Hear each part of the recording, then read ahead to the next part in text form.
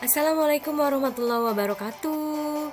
Selamat sore teman-teman semua, apa kabarnya? Semoga keadaannya dalam keadaan sehat walafiat ya. Baik teman-teman, kita lanjutkan materi kita. Kali ini saya akan menyampaikan alat permainan edukatif. Yuk kita kenalan apa itu alat permainan edukatif. Baik teman-teman, sebelum mulai kita membaca basmalah. Bismillahirrahmanirrahim. Oke, ya. Kita pahami dulu apa itu pengertian dari alat permainan edukatif.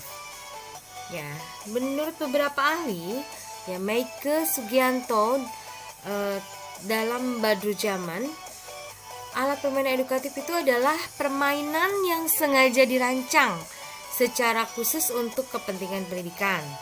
Oke. Badruzzaman sendiri mengatakan bahwa AP untuk anak TK adalah alat permainan yang dirancang untuk tujuan meningkatkan aspek-aspek perkembangan anak TK, anak PAUD ya. Oke. Kemudian di sini Direktorat Padu Depdiknas mendefinisikan alat permainan edukatif itu sebagai segala sesuatu yang dapat digunakan sebagai sarana atau peralatan untuk bermain yang mengandung nilai edukatif dan dapat mengembangkan seluruh kemampuan anak. Oke. Suratno juga mengatakan alat permainan edukatif itu merupakan alat permainan yang dirancang secara khusus untuk pendidikan. Sebagian alat permainan edukatif dikenal sebagai alat manipulatif yang berarti menggunakan cara terampil dapat diperlakukan menurut kehendak dan pemikiran serta imajinasi anak. Jadi intinya menurut Suratno itu AP itu dapat dimanipulatif ya teman-teman, dieksplor oleh anak. Dari beberapa pendapat tadi, maka dapat disimpulkan AP itu segala sesuatu yang dapat dipergunakan sebagai sarana dan peralatan untuk bermain yang mengandung nilai pendidikan edukatif dan dapat merangsang otak pengembangan seluruh aspek kemampuan atau potensi ya. Oke, itu arti dari APE. Lalu ciri-ciri APE itu apa? Nah, ciri utama mainan edukatif itu mainannya bersifat mendidik. Karena arti kata edukatif adalah sifatnya mendidik dan berkenaan dengan pendidikan. Oke.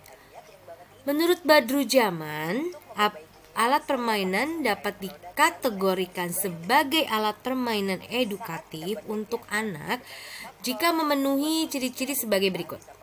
Yang pertama, ditujukan untuk anak. Jadi mainan edukatif ini untuk anak ya, jadi harus disesuaikan dari segi bentuk, fungsinya yang memang benar-benar ditujukan untuk anak-anak. Oke, berfungsi mengembangkan aspek-aspek perkembangan anak. Mainan edukatif juga harus mampu mengembangkan kecerdasan anak, keterampilan anak, mengembangkan motorik anak, mengembangkan pengkoordinasian antara bagian-bagian tubuh anak, melatih pengenalan warna, bentuk, area, melatih tingkat kreativitas, dan lain-lain.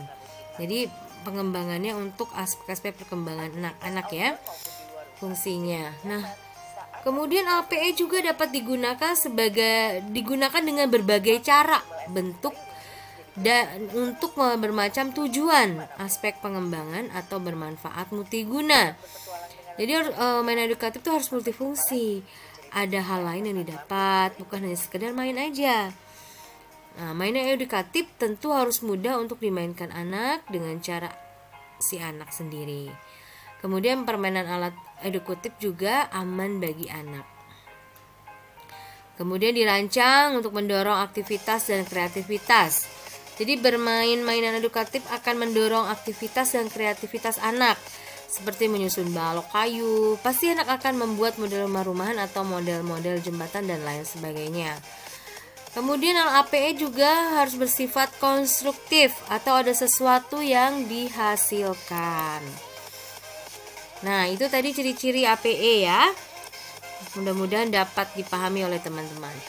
Sekarang prinsip-prinsip APE. Prinsipnya yang pertama, mengaktifkan alat indera, ya, panca indera kita nih secara kombinasi sehingga dapat meningkatkan daya serap dan daya ingat anak didik.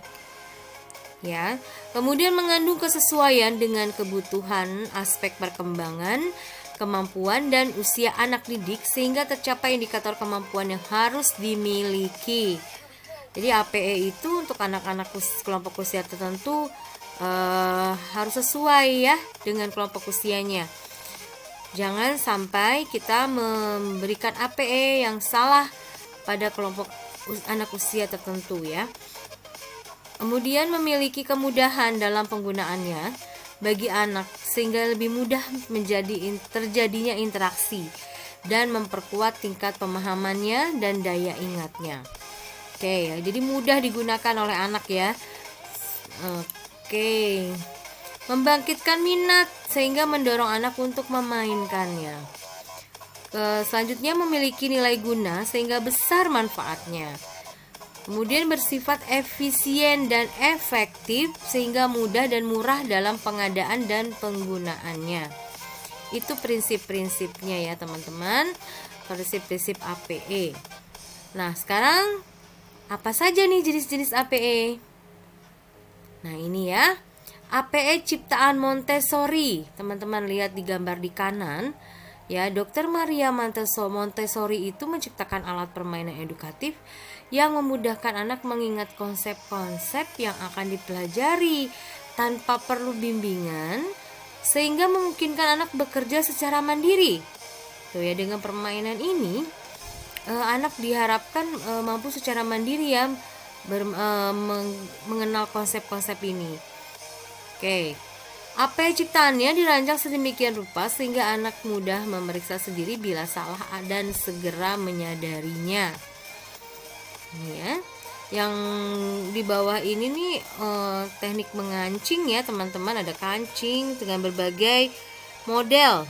Tuh, ada mengikat tali dan lain sebagainya. Jenis APE yang dikembangkan di Indonesia berakar dari konsep Montessori. Di antaranya papan bentuk bidang 1, papan bentuk bidang 2, serta kantong keterampilan tangan untuk melatih kemandirian. Ini kantong ya disebutnya. Oke. Nah, ini APE untuk kemampuan berbahasa Peabody ya. Ini Peabody-nya yang ini nih. Alat nih Peabody-nya ya. Alat permainan edukatif APE yang dikembangkan Elizabeth Peabody terdiri dari 2 boneka tangan yang berfungsi sebagai tokoh mediator. Tokohnya itu Pimani dan Joey. Nih Joey ya. Boneka dilengkapi papan magnet, gambar-gambar, piringan hitam berisi lagu dan tema cerita serta kantong pintar sebagai pelengkap. APE karya Peabody ini memberikan program pengetahuan dasar yang mengacu pada aspek pengembangan bahasa, yaitu kosakata yang dekat dengan anak. Tema-tema yang dipilih dan diramu harus relevan dengan pengetahuan dan budaya setempat. Dewasa ini konsep APE yang dikembangkan Elizabeth Peabody ini merupakan cikal bakal tumbuhnya pengembang boneka tangan dan boneka jari dalam pembelajaran yang banyak dilakukan di lembaga-lembaga PAUD. Jadi ternyata cikal bakalnya adalah tokoh ini ya. Sekarang sudah banyak boneka tangan dengan berbagai macam tokoh dari binatang, manusia, dan lain sebagainya.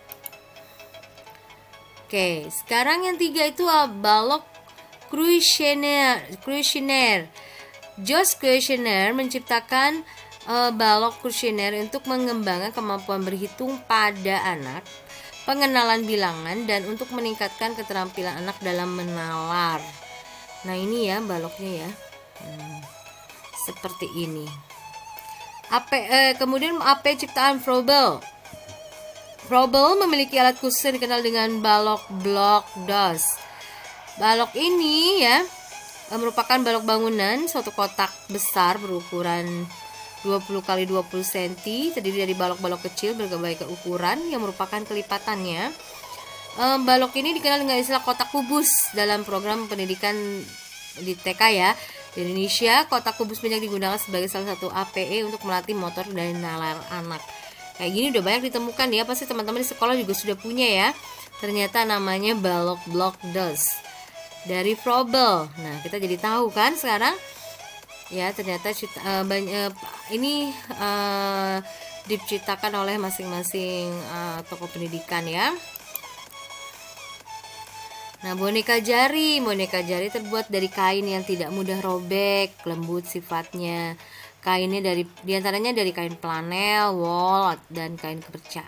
Kita bisa buat sendiri loh APE ini ya, teman-teman. Dan anak-anak bisa loh dilatih juga untuk membuat boneka jari ya. Barangkali ada yang mau mencoba membuat video tutorial membuat boneka jari kan. Pilihnya yang sederhana saja ya, yang mudah dibuat oleh anak. Oke, untuk membuat boneka jari ini dibentuk sesuai dengan figur cerita. Satu narasi bisa dapat memerlukan hingga 10 boneka. Banyak bentuk dan jenis boneka jari sesuai dengan tema yang dimainkan. Ada seri tertentu seperti binatang, keluarga, kartun, dan lain sebagainya. Ini menarik ya. Untuk anak-anak TKB sepertinya bisa loh mereka dilatih untuk membuat boneka jari, dan sepertinya menyenangkan sekali mereka mengeksplor bahan-bahan flanel ini membuat boneka jari. Ini puzzle besar ya, leg puzzle atau teka-teki ini untuk dimainkan anak usia 5 tahun ya, karena ini sebenarnya lumayan rumit ya, mungkin lebih dari mungkin SD anak SD kelas awal juga ini banyak sekali kepingnya ya. Kalau untuk anak usia 5 tahun terlalu rumit sebenarnya, tetapi di sini puzzle besar ini biasa digunakan di sana di luar negeri ini untuk anak 5 tahun ya. Permainan ini dari triplek, terdiri dari 2 bagian dengan ukuran sama. Satu bagian dibuat lukisan sederhana. Tujuan permainan adalah agar anak mengenal bentuk, daya pengamatan, daya konsentrasi, terus melatih keterampilan jari-jari anak yang keterampilan motorik. Ini Bu Guru juga kita bisa buat sendiri ya. Kita bisa buat sendiri APE puzzle ya. Saya sering buat tuh waktu dulu ya. Dari kita siapkan gambarnya ya, kita tempel di karton atau di kertas yang lebih tebal, kemudian kita buat pola untuk puzzle-nya, lalu kita gunting-gunting. Menarik ya, ini bisa juga dijadikan APE yang untuk tutorial ya. Nah, kotak alfabet. Kotak ini berisi huruf-huruf alfabet yang dibuat di atas potongan karton duplex berukuran 5x5. Permainan dibuat untuk anak yang berumur 5 tahun yang sedang belajar membaca. Nah, ini untuk pengenalan huruf ya. Kartu lambang bilangan. Ini juga mudah buatnya. Kartu ini berisikan tulisan angka dari 1 sampai 50, 1 sampai dengan 100 dan sebagainya.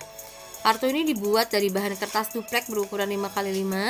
Dan tujuannya adalah agar anak mengenal lambang bilangan dan belajar berhitung ya. Oke. Ini kartu pasangan ya. Ini juga nggak sulit juga buatnya ya. Buat sendiri bisa lah, nggak usah beli. Kartu ini mainkan oleh anak usia 4 sampai 6 tahun.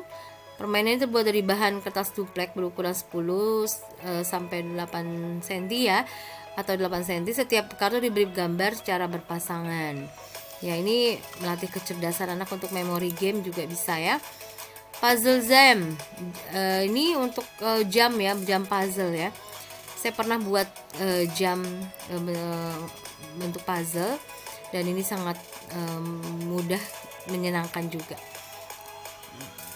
Oke, kemudian loto warna. Nah, ini namanya loto warna ya teman-teman. Untuk anak usia 3-4 tahun dibuat dari triplek atau duplek yang bentuk sedemikian rupa dapat dimainkan secara perorangan atau bersama-sama kelompok. Ini loto warna dan bentuk. Permainan dapat dimainkan perorangan dan kelompok juga ya. Papan loto ini dibuat dari 9 bagian. Masing-masing ditempeli dengan bentuk dan warna yang berbeda-beda. Tujuannya untuk mengembangkan konsentrasi dan pengamatan anak. Oke. Ini apa alternatif? Nah, ini permainan tradisional ya. Yang mudah, cari saja dari bahan-bahan yang mudah ditemukan. Lihat, ini congklak ya, dari karton. Oke ya, sangat menarik ya. Oke, nanti kita melanjutkan